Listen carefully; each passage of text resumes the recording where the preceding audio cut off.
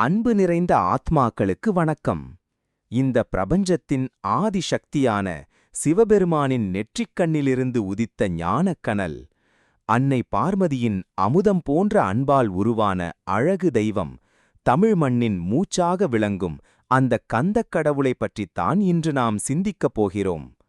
ஒரு கையில் வேல், மறு கையில் ஆசி, மயில் வாகனத்தில் அமர்ந்து நம் வினைகளை தீர்க்கும் அந்த சுப்பிரமணியனின் பிறப்பு வெறும் கதையல்ல, அது நமக்குள் இருக்கும் அறியாமையை அழித்து ஞானத்தை ஏற்றும் ஒரு மகா காவியம். வாருங்கள், அந்த சரவணபவனின் சரிதத்திற்குள் நுழைவோம். காலங்கள் கடந்து செல்லலாம், ஆனால் தர்மம் அழியாது.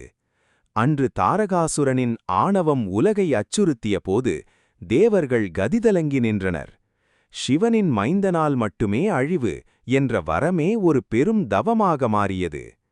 யோக நிலையிலிருந்த சிவனின் நெற்றிக்கண்ணிலிருந்து 6 ஜோதிப் பிழம்புகள் புறப்பட்டன.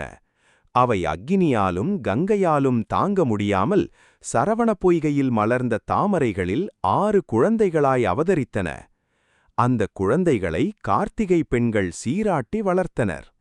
அன்னை பராசக்தி ஓடி வந்து அந்த 6 திருவுருவங்களையும் அணைக்க, அங்கேதான் பிறந்தது நம் ஷண்முக தத்துவம். 6 முகங்கள், 12 கைகள், கருணை பொங்கும் கண்கள். அந்த திருவுருவம் கண்ட தேவர்கள் மெய்சிலிர்த்துப் போயினர்.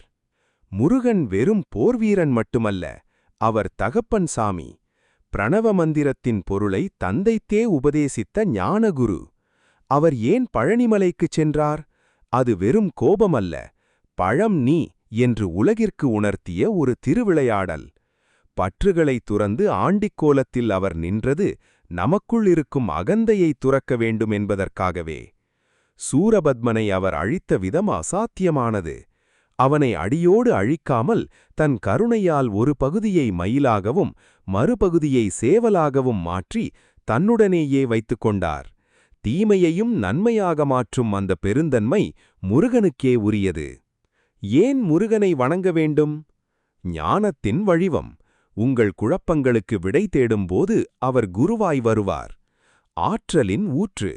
சோர்ந்து போகும்போது வேல் நமக்கு துணையாக நிற்கும். அன்பின் சிகரம். பக்தன் ஒருமுறை முருகா என அழைத்தால் ஓடோடி வரும் கருணை உள்ளம் கொண்டவர். வினைகளை தீர்ப்பவர். ஆறுமுகனை நினைத்தால் நம் முன்வினைகள் அத்தனையும் பொடிபொடியாகும். அன்பர்களே, முருகன் என்பது வெறும் பெயரல்ல, அது ஒரு மந்திரம். உங்கள் வீட்டில், உங்கள் உள்ளத்தில் அந்த வேல்வன் இருக்கிறான் என்ற நம்பிக்கை இருந்தால் எந்த தடையும் உங்களை அண்டாது. இந்த கதையை நீங்கள் கேட்டுக்கொண்டிருக்கும் போதே முருகனின் அருள் உங்களுக்குள் இறங்குவதை உணருங்கள். உங்கள் வேண்டுதல்களை அந்த செந்திலாண்டவன் பாதத்தில் சமர்ப்பியுங்கள். யாமிருக்க பயமேன், இதுவே முருகன் நமக்கு தரும் வாக்குறுதி. இந்த கதை உங்களுக்குள் ஒரு தெய்வீக மாற்றத்தை ஏற்படுத்தியிருந்தால் கமெண்டில் வெற்றிவேல் முருகனுக்கு அரோகரா என்று பதிவிடுங்கள். முருகனின் அருள் அனைவருக்கும் கிடைக்க பிரார்த்திக்கிறேன். ஓம் சரவணபவா.